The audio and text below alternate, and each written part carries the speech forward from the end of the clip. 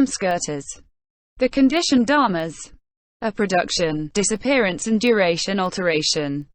The natures of the asamskrtas, the unconditioned dharmas, are non-production, non-disappearance, non-duration and non-change. This is the first gateway of entry into the Buddha Dharma. But if the asamskrtadharmas, the unconditioned dharmas, had such natures, they would be conditioned. The nature of production of the samskrtadharmas, the conditioned dharmas, constitutes the truth of the origin of suffering, and their nature of disappearance constitutes the truth of the cessation of suffering. But if really these samskrtadharmas are not produced, they do not act, and if they do not act, they are not destroyed. Therefore they are asamskrtadharmas, just like the true nature. He who finds this true nature of dharmas no longer falls into the error concerning the natures of production, disappearance, duration or changeability. From this time on, he no longer sees relationship between conditioned and unconditioned dharmas or between unconditioned and conditioned dharmas. Not grasping any specific marking conditioned and unconditioned dharmas is what the unconditioned consists of. Why? If one imagines conditioned and unconditioned dharmas, one comes up against obstacles. If one cuts through memories and thought constructions, one destroys all objects, and by the true knowledge free of object, one no longer falls into the series of rebirths, but one attains salvation, the nirvana of eternal bliss. Question. The first 6 emptinesses have each been treated separately. Why are the emptiness of the conditioned and the emptiness of the unconditioned treated together here? Answer. Samskrta and asamskrtadharmas exist interdependently. Outside of the samskrtas there are no asamskrtas, and outside of the asamskrtas there are no samskrtas. These two categories include all dharmas. The yogin who considers the faults of the samskrtadharmas, the conditioned dharmas, impermanent, painful, empty, etc., knows ipso facto the great benefits of the asamskrtadharmas, the unconditioned dharmas. That is why the two emptinesses are treated together here. 3. Emptiness of the unconditioned. Question.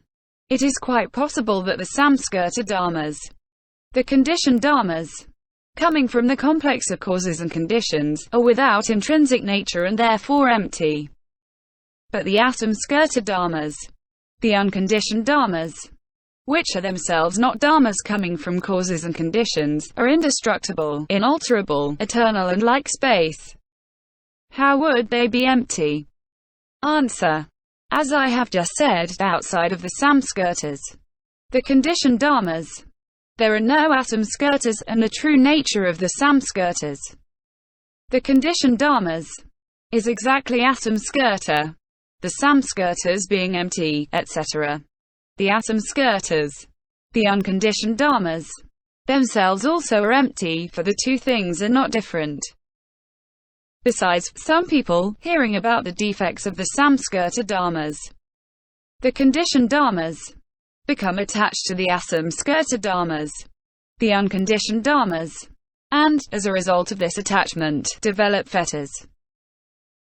Thus it is said in the Abhidharma, of the 98 unconditioned pernicious tendencies, 89 have the samskrtadharmas, the conditioned dharmas, as object, 6 have the asamskrtadharmas, the unconditioned dharmas, as object, and for the other 3, we must distinguish the unconditioned of ignorance, belonging to the domain of the desire realm and to be destroyed by the truth of the cessation of suffering, have as object sometimes the samskrtas, the conditioned dharmas, and sometimes the asamskrtas, the unconditioned dharmas,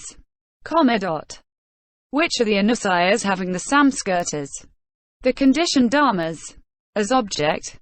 They are the unconditioned of ignorance to be destroyed by the truth of the cessation of suffering, and associated with the unconditioned having as object the conditioned dharmas, which are the unconditioned having the asamskrtas as object. They are the unconditioned of ignorance to be destroyed by the truth of the cessation of suffering, and dissociated from the unconditioned having as object the conditioned dharmas. It is the same for the ignorances concerning the form realm and the formless realm. Following these fetters, one commits evil actions, and because of these bad actions, one falls into the three unfortunate destinies. This is why the Prajnaparamita Sutra proclaims the emptiness of the unconditioned here. The Anusayas having the asamskrtadharmas, the unconditioned dharmas, as object to doubt, wrong view and ignorance. A. Doubt is to question whether nirvana exists or does not exist. B. Wrong view is to form a judgment and declare that there definitely is no nirvana. C. Ignorance associated with this wrong view and this doubt and independent ignorance as well join together to form the anusaya of ignorance. IV. The emptiness of the unconditioned is not wrong view. Question. If that is so, how is the emptiness of unconditioned dharmas different from wrong view? Answer. The person with wrong view does not believe in nirvana. Then he formulates a judgment and declares that there definitely is no dharma nirvana. The emptiness of the unconditioned does not grasp the characteristic of nirvana. That is the difference.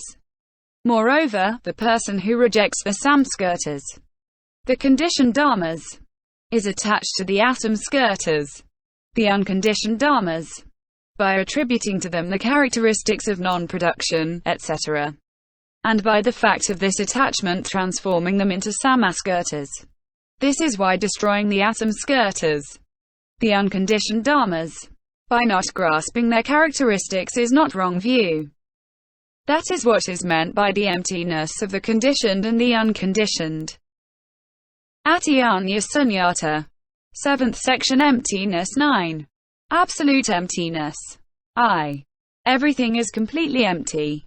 Absolute emptiness. The emptiness of the conditioned and the emptiness of the unconditioned destroy all the dharmas to the point where there is nothing left over. That is absolute emptiness. The arhat whose impurities are destroyed is absolutely pure, whereas the anagaman who, however, has drawn back to the desires of the sphere of nothing at all is not absolutely pure. It is the same here. There is the emptiness of inner dharmas, emptiness of outer dharmas, emptiness of inner and outer dharmas, emptiness of the 10 directions, emptiness of the absolute, emptiness of the conditioned, emptiness of the unconditioned, and in addition, the fact that there is no dharma that is not empty. This is what is called absolute emptiness. The person who, for 7 lifetimes or for 100, 1,000, 10,000, 100,000 or incalculable lifetimes, belongs to a noble clan, is absolutely noble and does not consider as really noble the fact of belonging to a noble clan for 1, 2 or 3 lifetimes only. It is the same for absolute emptiness. Since the very beginning, there has never been anything that is not truly empty.